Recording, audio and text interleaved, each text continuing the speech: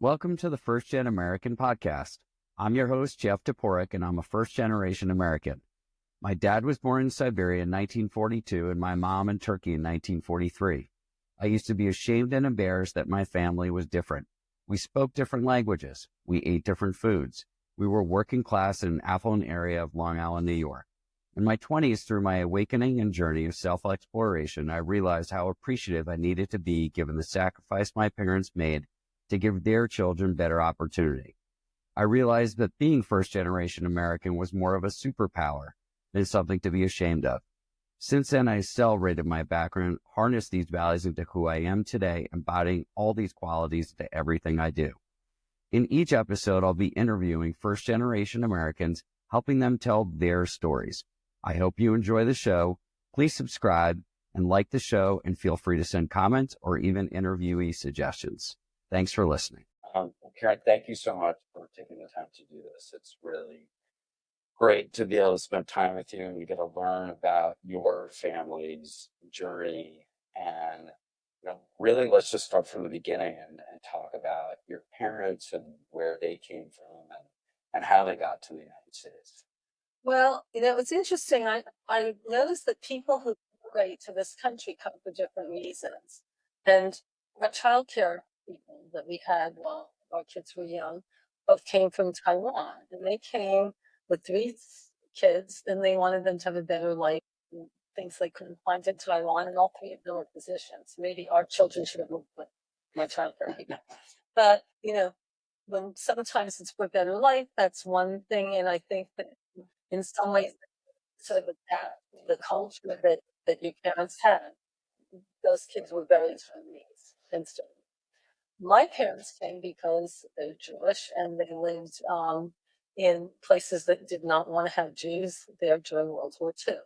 My dad was the only one of his family who was born in Austria. The rest of them all came from Poland. He was the youngest of 10. And by the time things got really bad in Vienna, in Austria, he was already orphaned. Yeah. So when was he born? Well, he was born in 1917.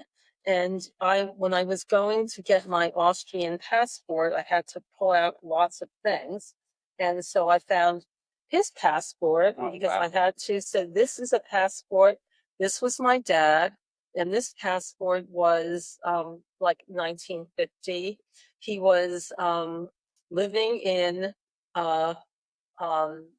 New Brunswick, New Jersey. He came over. He had a brother who was a doctor at Mount Sinai.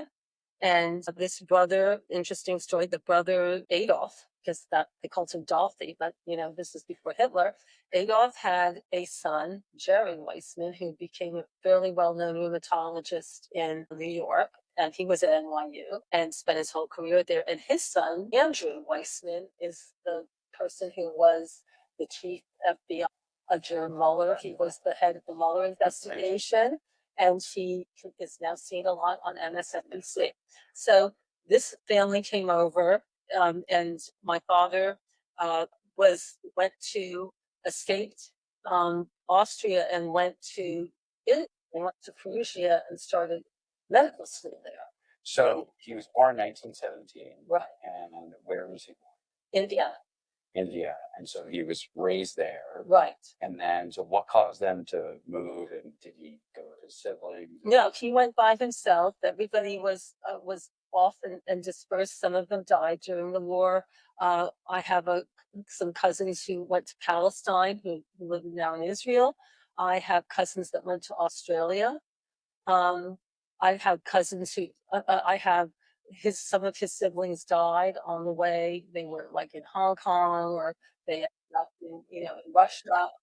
So everybody did not survive the war, but he did, and he went to Italy. And then when Italy became fascist, he found his way to the United States. So how old was he when he go to medical school? He only went for a couple of years, and then he left because he had to leave the country. And then he escaped, and he was given passage. He knew his brother was here. He was given passage from some other relative who sponsored him. He had to be sponsored, and he came here, and he was here like in 30. I have the sheet here of when he was his whole history, and he immigrated in May of 1939. Oh, so 1939 he got Yeah, here.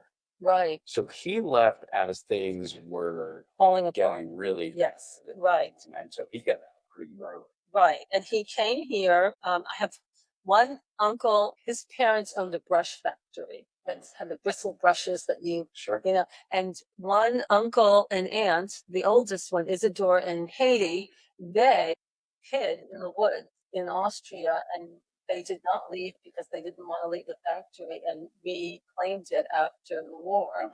Their daughter, Lee, was the last kinder transport to England before I think the seventh one still went through. Haiti was from Czechoslovakia, so they left from Czechoslovakia, and then what happened was that I think the last one, the the Nazis came on the train, and took everybody off, and they were. So Liesel became she went to England. My Aunt Helen, one of my father's sisters, was already living in England and in London, and so she took her in. So she actually was a kinder transport. So he got sponsored by someone here. Was it his brother that was on? It was a brother and some other relative, and so he ended up coming here. He went to he played piano. It was a very musical family, so he taught piano. He used to give concerts when he was a professor traveling around. He'd lecture and then he'd give a concert. And so he taught piano, and he went to Brooklyn Polytech, and he got a PhD in chemistry. And then went to and then actually was in the army. He was in New Jersey. He was doing and other places around. He was doing research in labs while he was in the army during the war. And he played piano in hospitals, for the patients that were, back in this country after being blown up in the war. And one time, Dwight Eisenhower was going to the hospital when he was not, he was still, the general, going to the hospital to see the patients. And my father was playing the piano, and my father went back to his barracks, and my father had a terrible cold and he was sneezing. The Harrison stopping at this pharmacy. So that was my father's slave to me. So he then ended up at Rutgers, and his whole career was at Rutgers University in the engineering department because there was no engineering. And he did a lot of stuff with X-ray diffraction and metallurgy. Started money, and then he ended up making, being part of the university, and died of cancer. And I think we're pretty sure that some of this was the unregulated use of X-rays. This we did with X-ray diffraction and planes and things that cracked, and doing a lot of engineering that way. So it was metallurgy. So that was my dad. So let's talk about your mom. My mom was married. Okay, so my mom was interesting also. My dad died 77. My mom lived till 90. My mom was the daughter of, this is a picture of my parents, first of all. That's Sigmund Weissman and Ilse Barth Weissman. And my mother was the daughter of Richard Barth. And Richard Barth was in World War on the German side. This is the Iron Cross. So he was on the German side in World War One. He was a lawyer and then became a judge. And they do it, and they left in 1942 because they kept. There's pictures of him on horses. He was all the people on the tanks, and so he was in World War One on the German side. So he was a war hero and kept letting them fight. Now he actually ended up. My mother wasn't born in Germany; she was born in a plebiscite that is now Germany. But it was him, it was near France, and I lived in much of the time. And so he worked as a lawyer for the war and left. He came to this country. After the war, he actually went back to Germany and was a judge again because they wanted people who were not part of the Nazi party after the war. So he went back, and my grandmother sort of committed suicide after that. My uncle, who was my mother's only brother, only sibling, he became a paranoid schizophrenic, and he really married to a brother who just couldn't handle it. And I think a lot of it, that's they left so late. A lot of that was that, personality, people who were Holocaust survivors and who were Auschwitz, a lot of this had to do with how you could handle city and handle, Charles Stanton, Virginia, who taught at a seminary that had less supposed to get rid of a horse and buggy and he was gay because we didn't sort of put all those pieces together then. And I met her once, and she's the one who gave them, who sponsored them. And they were in New York. And my mother was like, got that. And her thought was that when they were trying to get passage out, they had to go to the Gestapo to get permission. And she, with her understanding of psychology, to the highest, happiest looking guy, is how she managed to get them. And they escaped. They escaped pain. Then she gave the money to the family. She taught English. My mother speaks like 6 languages. They were just like half a year. They were there and she taught English at a Catholic high school. And then they went to and they went to they went to Cuba. And then in that year, that's when they came and ended up coming to New York. And parents met when my father was in school. My mother was working as a translator in a home school. And they flipped over his briefcase, lived, up in like what would be,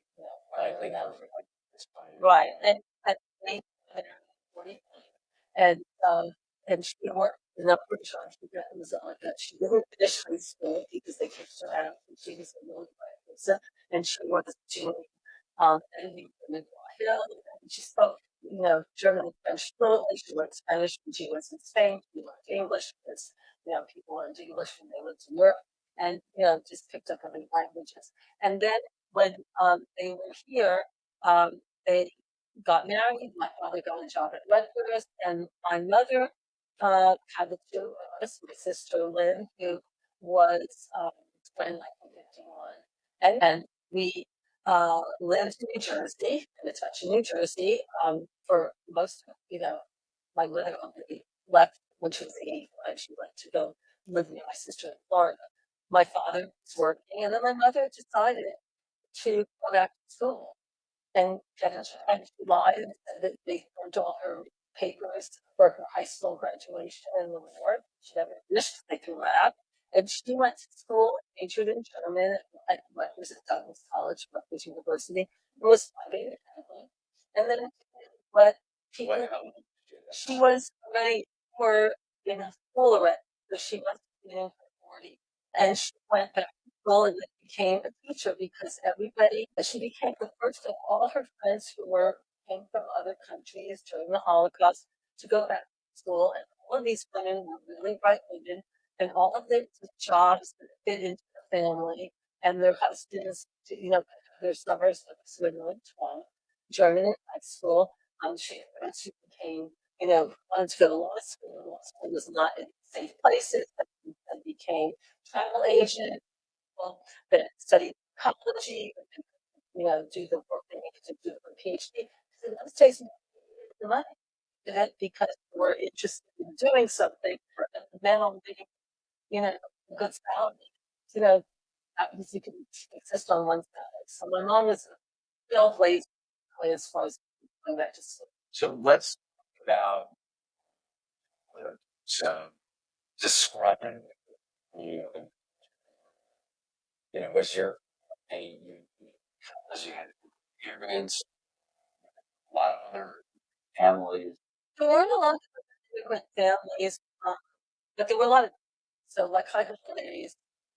If you ever watched CNN and what's his name, Koenig, uh, um, in the situation as first generation Americans, there was some from other ethnicities too. So describe what that was like, because there are a lot of themes nowadays from the people that I've interviewed, and they're really two different, where you either embrace the community, you kind of feel just different. So this is a book by Nessa Rappaport, and the artwork is done by my friend Rochelle Rubenstein. And Rochelle and I became friends in Toronto because my husband spent his internship and residency at the hospital for sick children because it was a good place to be, not because he needed to go to Canada. And so her parents were Auschwitz survivors. Okay. So there were a lot of, when she was living in Toronto, religious community, there were a lot of people,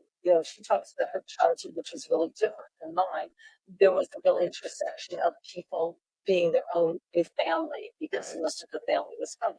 She also was somebody like many of the other people I've known in my life who've had parents who were escaped, Hitler or were in the camps.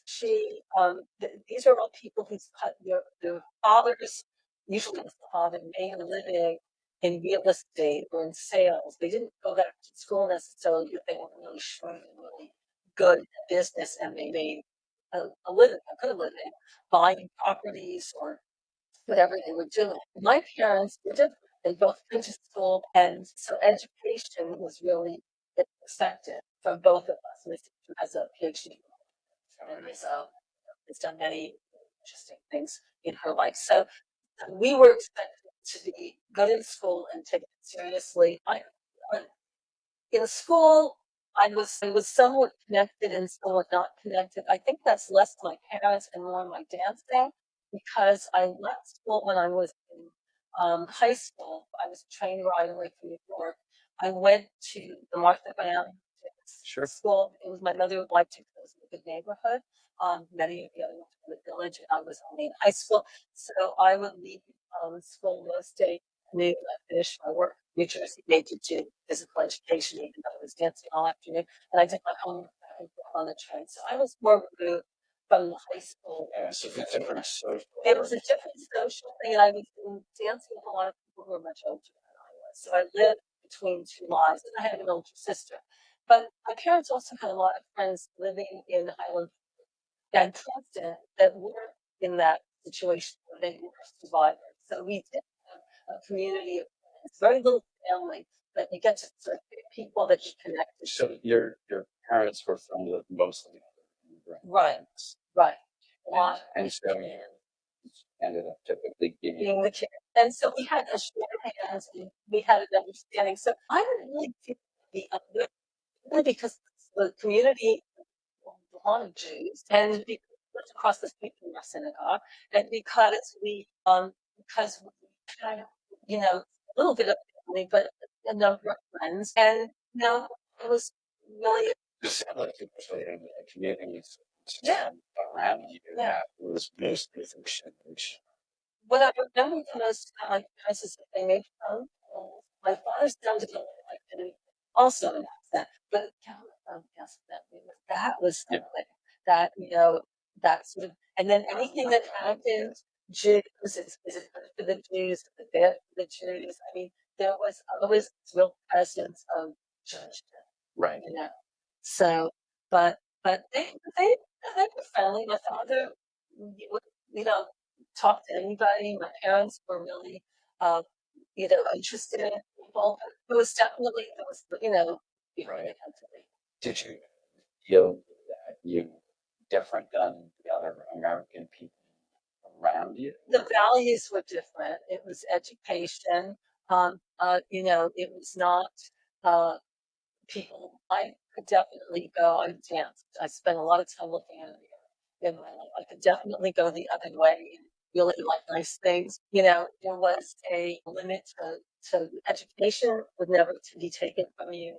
My parents both came from fairly affluent lives. The value of education is a consistent theme, and it also was the whole idea of being my parents. My father was very prescient. It's like my sister when she started her doctoral program and decided halfway through, I don't think I want to do this, and basically it's you're starting it, you're finishing. Having, and she was, I'm curious, how did that translate? Damn, it sounds like you inspired something that guy.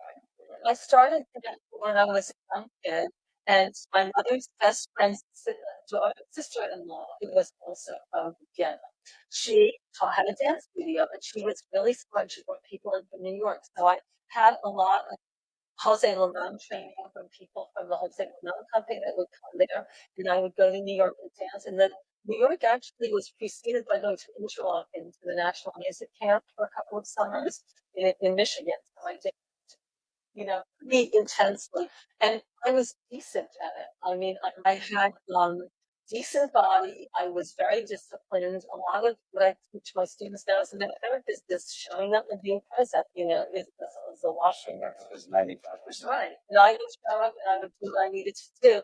And so one of the reasons I'm sure I did it is because I had a sister who was really bright, skipped a year, and, just was a very, very smart, capable person. And I just knew I'd be able to compete on that level. And did well in school too.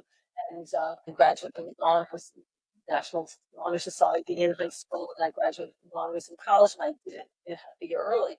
But I knew that I liked everything. I liked moving my body. I liked feeling like I was understanding what somebody was doing. And then it's like when you do it, what are you going to do? You make big decisions without thinking. In those days, going to college wasn't what it is now. When it was a vocation, and so I could major in dance. And my parents, as long as I went to college, that was the only thing I had. I was finishing early to go and do some stuff in Europe. And I was like, no, I'm going to go to college. Trip tomorrow. I never did it again. Yeah. They were very, So you went where to go? I went to what was Douglas College, which was the Women's College of Rutgers University. And I did it because I could do it for free. My dad was a professor. And my parents said, if you go into college at Rutgers, my sister went there too, then you can do anything you want in the summers and pay for grad school. And so it was really nice to not have to work in the summer, and I could dance in the summer and do sorts of interesting things, which is what I did. That's great. I mean, they use the way to motivate you to get your education, but also so the things that you want to do. And I lived in, my sister went to New York, so we both, were able to do our work and then not feel like we. And so you majored in dance. I majored in dance, and then I met Mark when I was college, and I met him, and I knew right away that's the guy I was going to marry. He was in medical school at Mount Sinai, and so we got married the week after I graduated from college. Wow. And Really? he was at school, but he just is like he's the professor of pediatrics at UCI since '82. This is what he does. He's a nice guy, and so we got married, and I went to a year of. They were really nice at NYU because I majored in dance in college, and they let me do almost everything I had to do in that year instead of 2 years, and I finished it in Toronto after 1 year. So what did you do for grad? I went to NYU as a dance major, a master's in dance. And so I told you that my wife should have been interviewing you because she majored in dance in high school. Mm-hmm. So It's far younger than me, but no, I did it because I had a year to hang out, and I might as well do something. And sure. I worked a little bit, in between, but I did that, and then we moved to Toronto. And Mark was at the hospital for sick children and sick kids, doing his internship in the first year of his residency. And I worked with Toronto Dance Theatre and danced there, and finished my master's at University of Toronto. I remember flying back to do my thesis, and my father came with me to NYU. That's a proud moment. Yes. And then we were supposed to be in Toronto for 3 years, and Mark got a chance to finish his residency and do a fellowship at Harvard Children's, and I guess you got to say no. Yeah. So we went to Boston, and we were there for 3 years.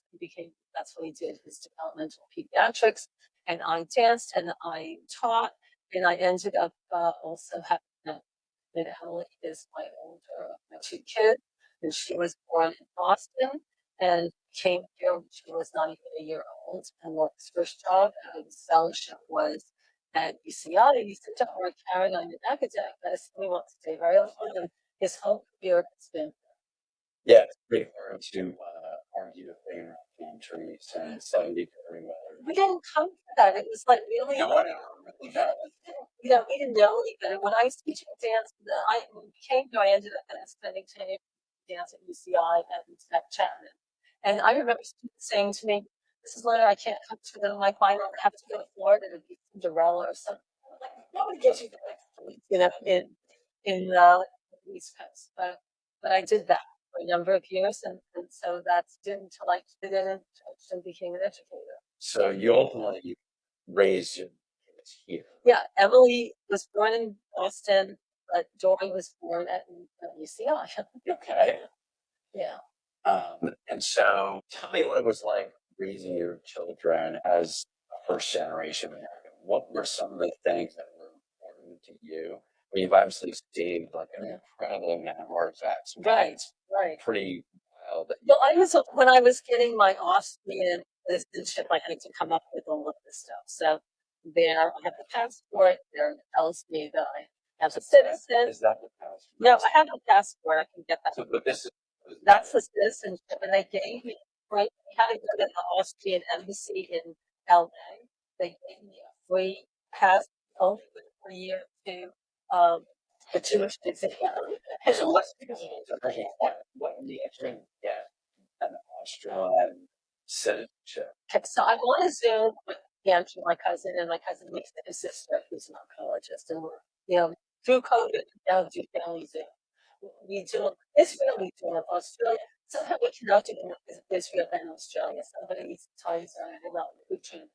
So they were telling me they were getting Austrian citizenship. And I said, "What are you talking about?" And they said, "I knew nothing about it."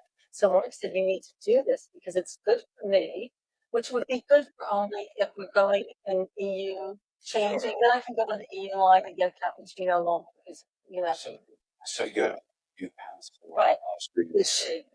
So you get me after a second class train ride when you 65 or something, and you get discounts into using it. But we really did it with my kids to get it, and also their kids. So Emily has two children. Nina is 10, Lonnie is 8. They all have it. And Dory, my other one who doesn't have kids, she's not married, she travels to Europe every year.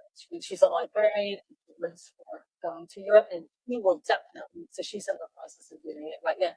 Emily needs to some time to get. You have to get bigger. You've got to get all these steals with fingerprints, and you've got to get an EU passport picture, and you have to have your birth certificate with the apostille, and you have to have like if you're married, a marriage license. I mean, it took me half a year. It was like the longest scavenger hunt I've ever done. But I did it really for the kids because Mark really was pushing me to do it and helping me because I thought apostille by apostle. I know. So that's why I did that. So look, so amazing it's an dangerous generation. And now you're not community anymore. Right. That's a first generation. Right.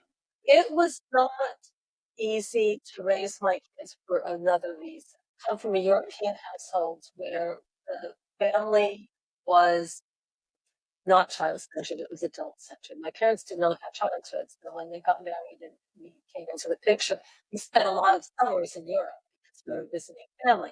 But those summers would be going to a lot of museums, even when I was little and I couldn't see much. That would hurt if I went out too much. We'd go to a lot of opera, a lot of symphony. I mean, I grew up with that. I raised my kids that way, or raising the grandkids that way. It was very adult-centered family and fit into the adult. Now, Mark grew up his family's from York, New Jersey. His father's first cousin was a writer. Mm-hmm. So this is a real New Jersey Jewish experience. And it was child-centered. And so Mark was much more into children and what their needs were, and that we kind of a lot of times I realized, this was just weird. And a lot of times he thought what I was doing was weird, and somehow we managed to get through with the two of them. But it was, I think that was the bigger issue of the way we were raised. And again, I didn't come from a American Jewish place, so I didn't know. I didn't have like I could do sapa torta and sauerbraten that you were talking about brisket, and you know, mother said, "Are you sure she's Jewish?" I didn't have any of those references because that was not, I was not an American Jew. I came from a European Jewish family. Yeah, that's interesting.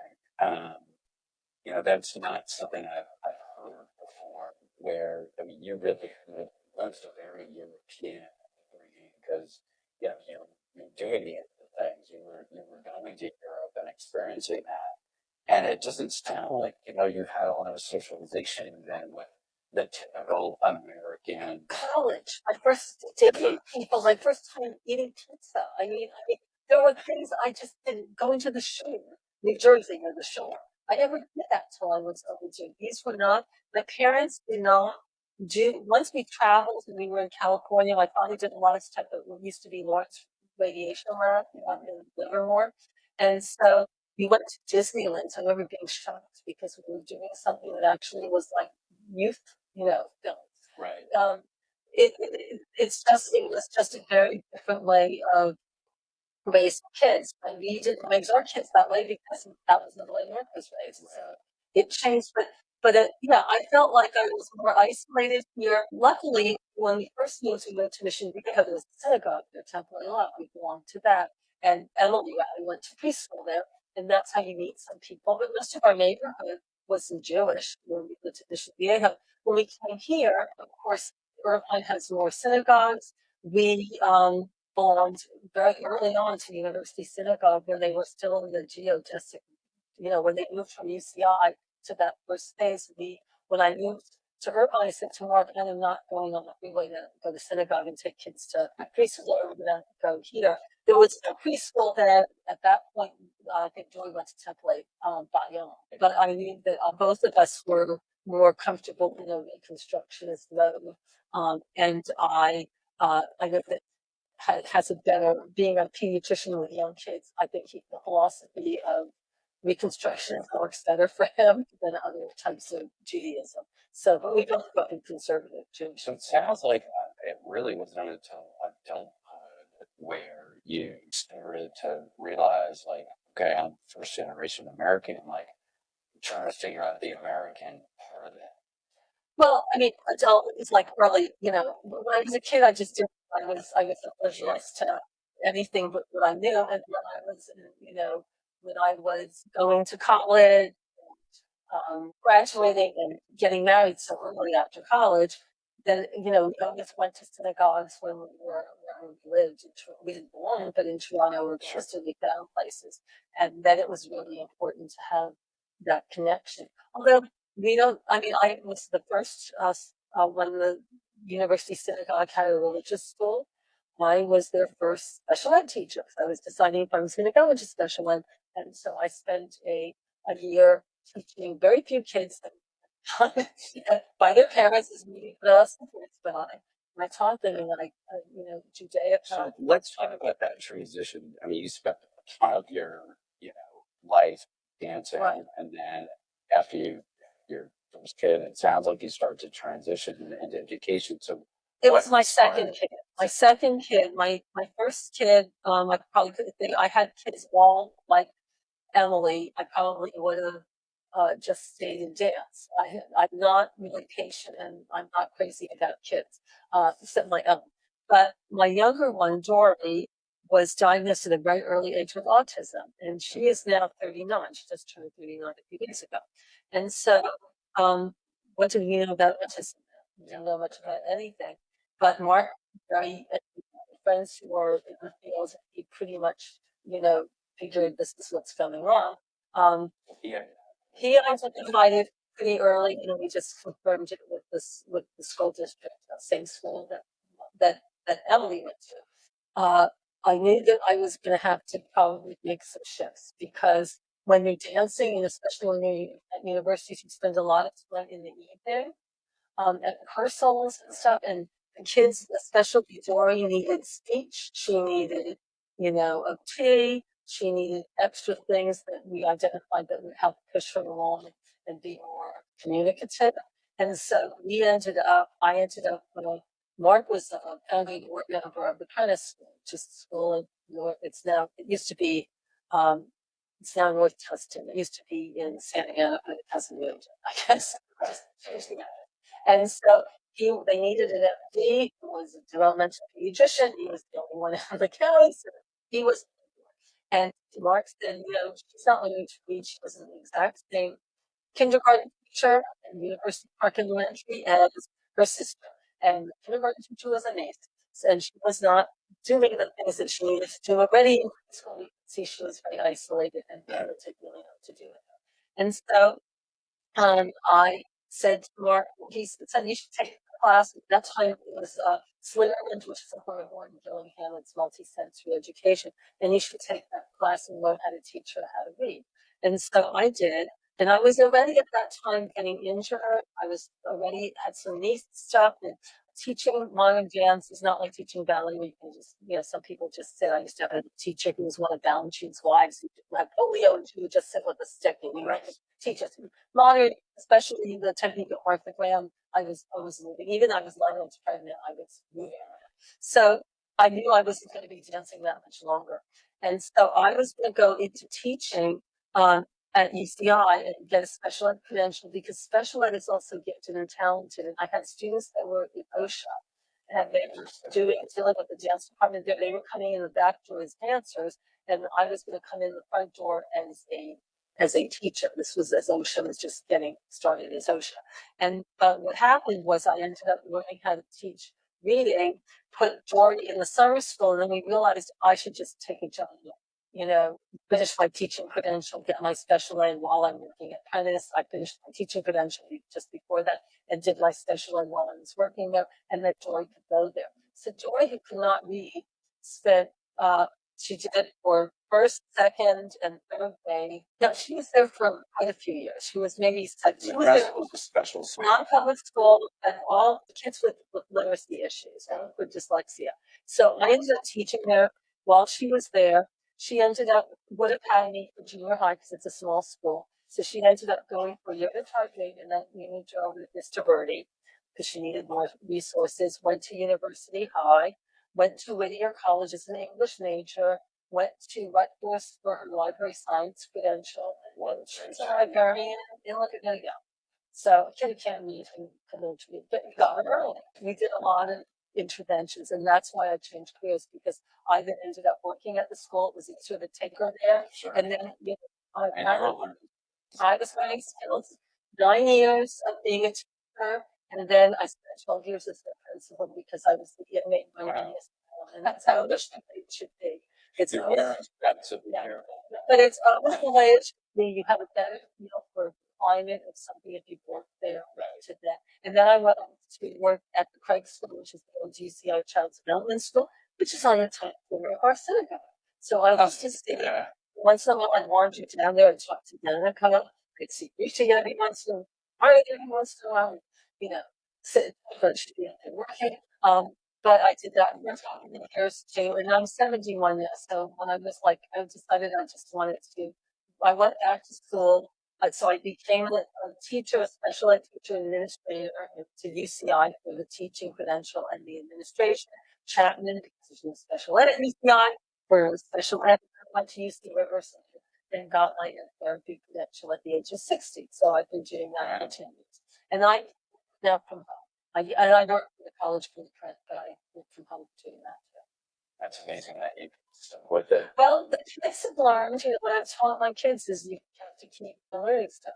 So going to school is not, just. Well, you made this comment that sort of handed and cheap that you only like your own kids, but you seem to be spending quite a bit of time. I've learned so much, but it was, I'm not like, my parents tell me this and that.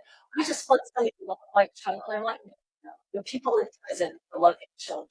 What you want is somebody who has skills and the ability to teach the children, the manner that is going to further their growth. And I have, from my being a being a teacher, being an administrator, I'm a founding member of New Vista School, which is a school for autism and else. So I helped start that school. So in the years I've experienced all these different things, I have a lot of understanding of perspective.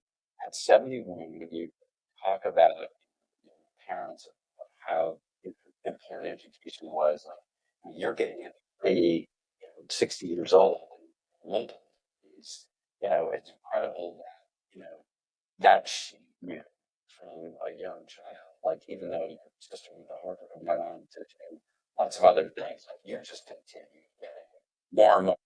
And it sounds like you're Then got her PhD in German. She spent years doing legislative analysis in Kansas when we were brother-in-law's also. They met at Harvard.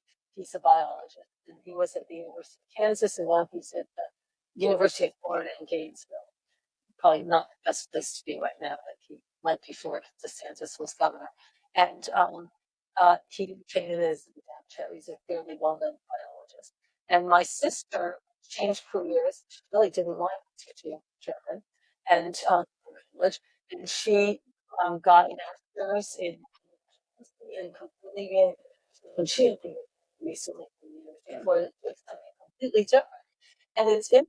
I think we both were rather shifting from career to career, and really learn that this wasn't where my father see the plan. I mean, that seems to be changing today with young people, 2 kids that are now the value that they put up when they were in college relative to what's happening. There seems to be this tremendous disconnect. There is. I was talking to a student about who doesn't really want to go to law school and will defer everything because he just doesn't see that he really wants to do that, even though it might be. I think there's more of I think there's a lot of reasons for that, but delayed gratification is not a big thing with people anymore. And when you dance, I used to go to classes that would teach you. You see, I was in ballet school initially when I was there, and I was teaching modern dance. They had to take off their shoes. They had to turn in on the floor, and I used to. It was 10 weeks by quarter. I'd say, okay, it's going to take you at least 3 or 4 weeks to really be great at this, which is a joke because it could take you years. The whole idea is that why am I doing this perfectly the first step? That is, it's just something where we grew up with delayed gratification. I was just telling somebody today in my yoga class at the JCC that, it's interesting that when we didn't know stuff, you'd sit and think about it, ponder it, critical thinking. Nobody does that anymore. Even my kids, I have a daughter who is a lawyer and a son-in-law who is a heart failure cardiologist. They're very intelligent people. And I asked them anything, why don't they're on ISIS? This is like second nature. So it's changed the way I just of information now. Even you don't need to read this source because you can get the analysis. You can actually have it teach it to you in a way that makes sense to you. So it's the acceleration of learning. But it's easier when you have learning issues. I'm telling you, having everything in one place on your computer, having AI, using it for good and not for evil, having when students tell me we're looking at the portal and missing stuff, things are late, I'm like, oh, come on. There's no excuse for that. It's right. Yeah. So what this gives you in part on young kids who are first generation American or even not on the things that you learned, from how to be successful in life. Things I learned were really from my parents and from dancing. Perseverance. I've learned that you have to get out of your head at times and just sometimes show up and do it no matter what. I just had that conversation with my son. Yeah, you have to have love. I heard this at this thing we were just doing on this consortium luncheon with the dean of at Chapman and person at the University of Denver about adapting the behaviors you want to emulate. So I tell students, if you want to be a student, get up in the morning, go to the library, have a schedule, take this stuff seriously. So we were not treated like little kids. And so we were taken seriously. So I say to people, one of the things I've learned is take yourself seriously because if you do, other people. I've also learned to be adaptable. Okay, my dad went from being a doctor, being a good doctor. I don't think he had that kind of he would have had to be he could deal with he would have done research. But Zane said that we used to say he was as brilliant as you could be. I was just like, and do it now. But he was a very adaptable person. My mother was a very adaptable person. You have to be because you just this is what went through at you. And when we were going through COVID and I go through the political stuff that is going through now, I just try to remember my parents survived the Holocaust. That they can survive that, we can survive this. It just is at times when it gets really scary, it pays to know that you come from people that can survive, but we can all do that. Yeah, I mean, it's an enormous amount of the volume of information that we are processing as humans today relative to the information that they've been processing out there. There's some very difficult. It's what can the human mind process and how do you adapt to that? They weren't futurizing because they didn't have the information. They were in the moment. And in the moment at times, the crisis is an easier thing to do than to sit there and futurize and sort of, ruminate on the things that can go wrong because that's me. And it's not a healthy thing to be. Although it works out perfectly as a net therapist because I can look at anybody's stuff and go, if you don't do this, this is going to happen, this is going to happen. And it does, So it's not a good way to live. But it is, my parents were just in survival mode. Right. I say to people all the time, and I didn't appreciate this much later in life. When I graduated college, I finally got the perspective that, the fact that my father was even as I'm saying that he's a very sane person, given what he went through, is astounding to me because exactly what you just said. He had to learn 7 languages just to survive. Right. And when you process all that at such a young age, the fact that he never met his father, Right. and there are all these things that completely derail. And there's a certain amount of guilt that you feel. That's the thing I always felt. The guilt that we had all this stuff given to us, and my parents didn't. They were starting to live a life when we came into the picture, basically. Right. And there is that, that kind of that internal pressure you put on yourself because look, if that's what I'm saying about my parents both got educations, and so look what they did with nothing. And right. I mean, you're given. My mom didn't even get to go to middle school. My dad never went to high school. He got his GED. He's very taught. And I remember standing in front of my parents' house and literally saying, "How am I going to replicate or even come close to what they did?" And they came here with $50 in their pocket. My mom was born in Turkey and then moved to Israel. My dad was born in Poland and then went to Israel and then Israel. No, it's amazing, but it gives and people like you have to put things in some ways, but it also makes you feel like come from strong stuff. Yes. And I see most of the family has done all sorts of really interesting things, but they've all survived and they've all made their I have some cousins, my cousins who are still alive, and my first cousins are all, close to 90. And so next youngest who's in Israel, and my father was 8 years difference. And they're like 80, but I have, two cousins, close to the second cousins because they're away.